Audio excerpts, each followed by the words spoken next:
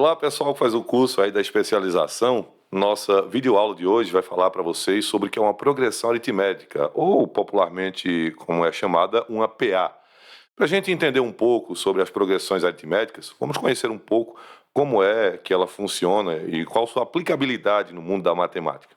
Uma progressão aritmética, ou simplesmente PA, é uma sequência numérica em que cada termo é a soma do termo anterior por uma constante, que é chamada de razão.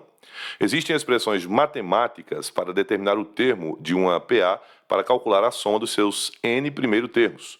A fórmula usada para calcular a soma dos termos de uma progressão aritmética finita ou a soma dos n primeiros termos de uma PA é a seguinte: somatório de n é igual a n vezes a inicial mais a n, tudo isso dividido por 2, onde n seria o número de termos de uma PA, o A1 ou A inicial é o primeiro termo e o AN ou enésimo número seria o último termo. Um aluno alemão com o nome de Carl Friedrich Gauss, aos mais ou menos 10 anos de idade, foi punido junto com sua turma por um professor de matemática que, como castigo, colocou eles para somarem os números de 1 até 100 e trazerem o resultado para o professor.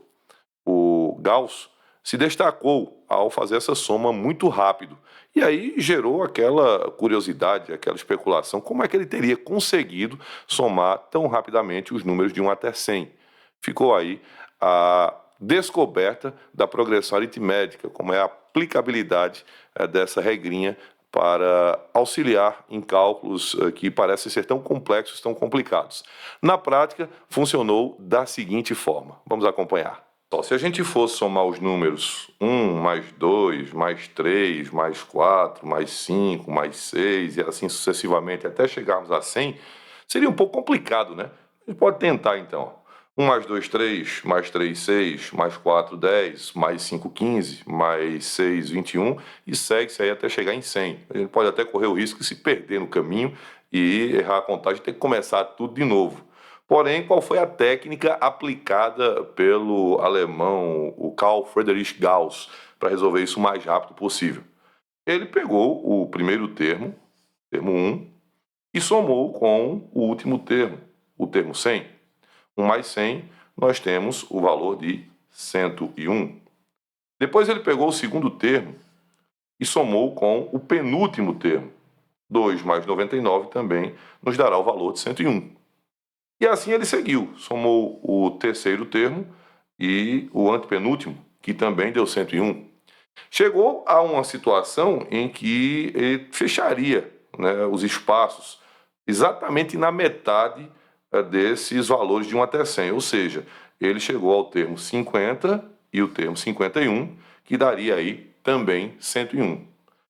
Analisando por essa ótica, nós percebemos o quê? Que o número 101 se repete nessa contagem de 1 até 100 50 vezes. Então, ele meramente multiplicou 101 vezes 50, que dá o total de 5.050. Na prática, a gente pode aplicar a fórmula da progressão aritmética, mostrando que tem essa lógica. Ou seja, se nós pegarmos aqui, por exemplo, a fórmula que diz que o somatório dos números de n seria n vezes o primeiro termo mais o último termo, tudo isso dividido por 2, e levando em consideração que o número de termos n é igual a 100, então nós temos que o somatório de n seria 100 vezes o número inicial, que é 1, mais o enésimo número, que seria 100. Tudo isso dividido por 2.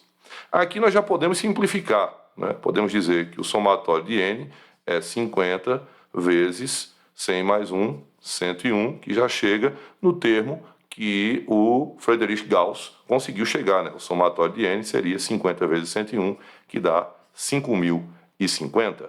Pessoal, isso aí funciona para qualquer outro valor finito de números. Por exemplo, a gente pode somar os números de 1 a 200, de 1 a 500, de 1 a 1.000, de 1 a 10.000, de 1 a 100.000, enfim, números finitos e pares funcionam muito bem nessa fórmula da progressão aritmética. Se tivéssemos uma situação, por exemplo, com números ímpares, se fosse somar de 1 até 101, a gente teria duas situações bem práticas. Uma delas é isolar a mediana, né, que nesse caso seria 51, faríamos o somatório do primeiro com o último termo, que nesse caso seria 102, iríamos multiplicar por 50 e somar com a mediana, ou simplesmente nós poderíamos fazer uma dízima com o meio termo, ou seja, iríamos aceitar que a metade seria 50,5, também daria um resultado satisfatório.